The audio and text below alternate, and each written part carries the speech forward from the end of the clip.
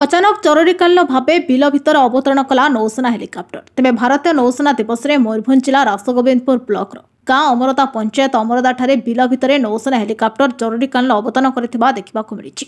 तेज bill में चाषी मैंने धान काटुवा समय देखा पाई हेलिकप्टर बिल मध्य ओह्लैवाक चेष्टा करुछि। गोटे बिल भितर ओह्लैवाक चेष्टा करुवा बेले धान कूट उड़ार से अवतरण कर अन्य एक फांका बिल अवतरण कर दीर्घ 30 मिनिट धरी पायलट हेलिकप्टर ओह्लाई यांत्रिक त्रुटि को सुधारी 45 मिनिट पर पुणी उड़ा सक्षम होता नौसेना। तेज चाष कम लगी लोके भयभीत परिलक्षित होता। अवरपाखे स्थानीय लोकों मध्य नौसेना हेलिकप्टर देखा भिड़ जमी। मो श्री मीनकेतर महांती अमरदा रासगोविंदपुर थाना मयूरभंज जिला।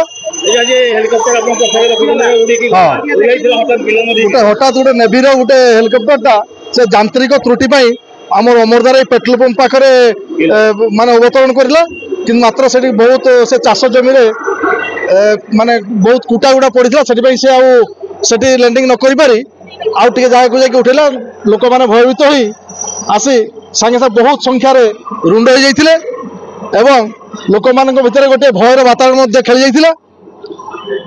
तार किसी समय पर से पुणी बोधे तार यांत्रिक त्रुटि कौन थी से आउ थे पायलट महोदय से यांत्रिक त्रुटि को ठीक करी आउ थे से उड़ान यात्रा आरंभ कर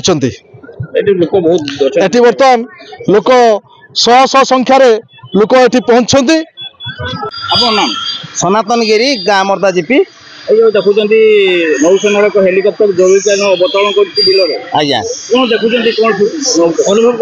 अनुभव तो हठात हवाटा गोटे आम दुर्घटना भावुँ तेणु दुर्घटनाटा को एक्चुअली आम हठात ये परिस्थिति जहाँकि नौसेना मैंने बंद कर पारना आज्ञा तेणु बर्तमान स्टार्टिंग अवस्था बढ़ी रही तेणु समस्त भयभीत होती कहीं जंगल मान चाष जमी क्षति क्षय हो कि कौन समस्त टे आश्चर्यजनित रूप से बुझे ना